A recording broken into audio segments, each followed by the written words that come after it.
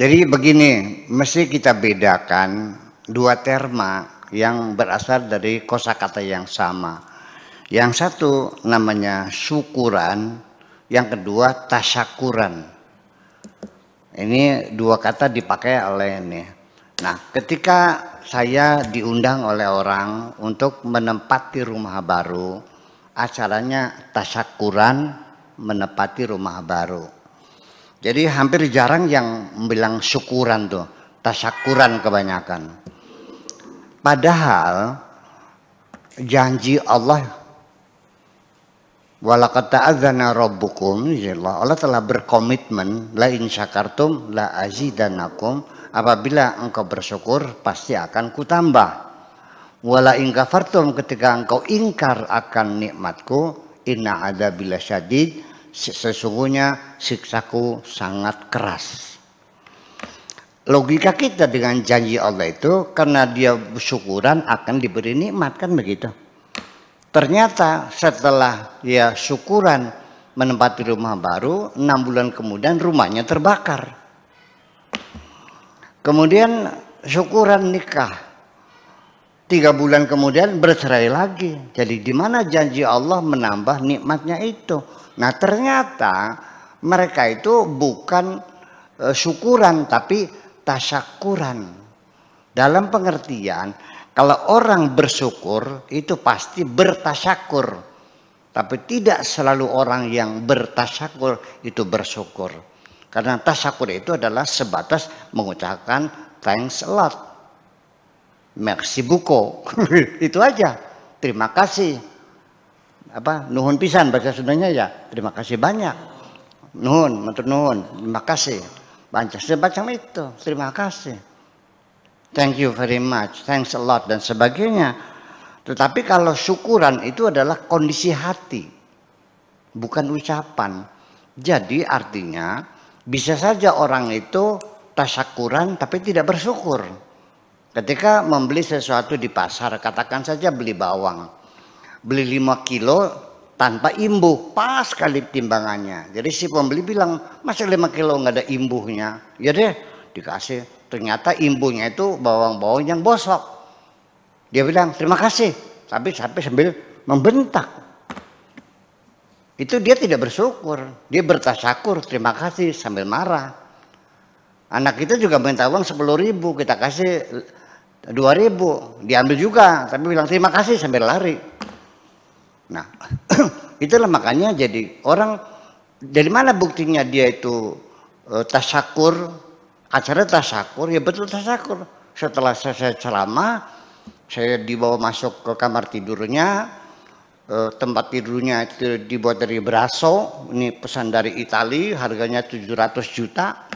Kemudian masuk di kamar mandi itu terbuat dari sapunya dari onyx, yang dari pesan dari Turki langsung. Ya kan, ini harganya sekitar 200 juta. Nah, ketika diajak muter-muter di rumah dia yang sangat mewah itu, ini lagi tasyakuran apa sedang pamer? Jadi beda.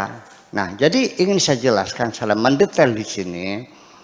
Jadi bersyukuran itu salah satu unsurnya atau komponen syukur itu adalah mengucapkan terima kasih atau alhamdulillah, memuji Allah, itu salah satunya.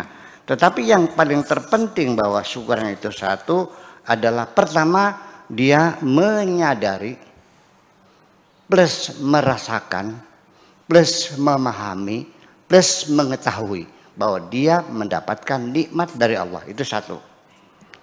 Memahami, menyadari, mengerti, mengetahui. Kalau seandainya Pak Afkar di bawah ranjangnya itu, di bawah tehelnya ada harta karun emas 10 kintal atau 1 ton, tapi tidak tahu, seneng nggak? Bisa bersyukur nggak? Ya enggak, karena nggak tahu. Atau juga kita tidak sadar. Berapa lama saya tidak pernah mensyukuri bokong. Nah, ketika kena bisul, 2 bulan saya nggak bisa duduk. lurus, miring begini. Ya Allah, baru sadar nikmatnya bokong seperti bantal permanen, duduk di mana saja empuk. Ya, jadi selama ini saya tidak mensyukuri punya bokong. Kenapa? Karena saya tidak menyadarinya. Banyak seorang perempuan dapat suami yang soleh, sangat-sangat soleh sekali, dia ngelus dada setiap hari, marah-marah terus. Masya Allah. Setelah mati dia baru sadar, oh jadi suami saya itu waliullah. Ya terlambat persoalannya. Jadi satu syaratnya sadar, tahu, mengerti, itu satu. Yang kedua, bersyukur itu adalah mengakui bahwa itu adalah pemberian Tuhan. Jadi bersyukur itu adalah 4 komponennya, atau sebetulnya ada 80, pernah saya analisa ada 80, tapi kita singkat saja. Yang kedua yaitu mengakui sebagai pemberian Allah. Saya mau nanya kepada orang yang sukses dalam kehidupan, meraih jabatan, mengumpulkan harta dan sebagainya. Coba kita tanya orang kaya, dari mana kau dapatkan hartamu yang berlimpah ruah ini? Jawabannya hampir sama. Hasil jerih payahku, hasil banting tulang peras keringat, kepala jadi kaki, kaki jadi kepala, siang jadi malam, malam jadi siang, banting tulang peras keringat. Dia tidak merasakan itu sebagai pemberian, tapi akibat dari kerja keras dia. Sekalipun dia mengundang mubalik tasyakuran, dia tidak bersyukur kok. Jadi ini yang paling sulit. Ternyata masih adakah orang yang bisa mengatakan min aina laka hada, dari mana engkau dapatkan ini? Lalu jawabannya seperti dalam petunjuk Al-Quran, hadza min fadli rabbi, ini adalah anugerah Tuhan. Saya sudah jarang mendengar orang yang mendapatkan rezeki lalu mengatakan ini anugerah Tuhan. Rata-rata ini hasil perjuangan dan jerih payahku. Itu penting sekali. Karena bagaimanapun sadar pemberian Tuhan ini tidak satu hal yang mudah. Makanya Allah mengatakan wala in kafartum inna adzabi lasyadid. Barang siapa yang tidak bersyukur maka siksaku sangat keras. Artinya akan disiksa oleh Allah. Kita umpamakan saja Kang Abu Marlo, seorang anak yang sukses, yang berhasil mengumpulkan harta, kaya raya, jabatan tinggi. Dulu yang nyebokin ibunya, yang mandikan ibunya, yang ngasih modal juga ibunya.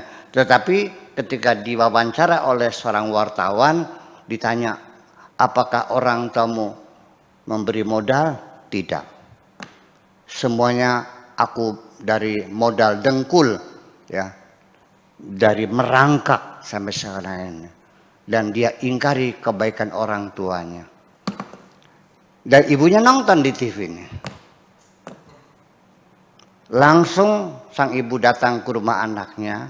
Wahai anakku yang sangat aku cintai, mulai hari ini jangan kau panggil aku sebagai ibumu lagi. Sakit hati. Mengingkari kebaikan orang, saya bikin orang sakit hati. Nah, jadi sekalipun dia rame-rame, dia hajatan, namanya tasyakuran, ya tidak bersyukur loh. Kemudian yang ketiga yang penting lagi adalah kalau engkau bersyukur, maka pasti pemberian itu akan digunakan, akan dimanfaatkan seoptimal mungkin dan tidak akan dimubazirkan, tidak akan disia-siakan. Betapa sakitnya aku sendiri yang memberikan kekasihku, namanya Maimunah, Abu Marlo. Saya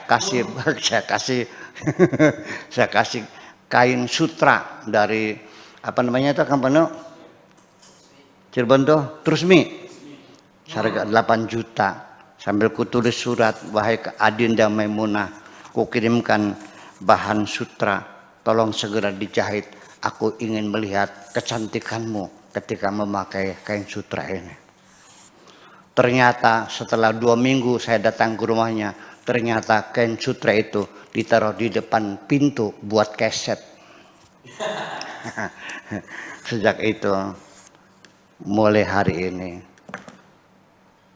tak ada lagi kata cinta di antara kita. Goodbye forever. Itulah. Jadi artinya bersyukur itu bukan hanya mengucapkan, ya, tetapi satu, kita mengerti, memahami, menyadari, mengetahui. Yang kedua, kita mengakui pemberian Tuhan. Yang ketiga, kita manfaatkan kebaikan Tuhan dengan seoptimal mungkin. Dan yang keempat, kita mengatakan, mentasyakuri, mengatakan alhamdulillah. Itulah syarat rukun orang bersyukur. Saya kira, apakah kita sudah bersyukur? Wallahu a'lam. Mari kita introspeksi sendiri. Makasih.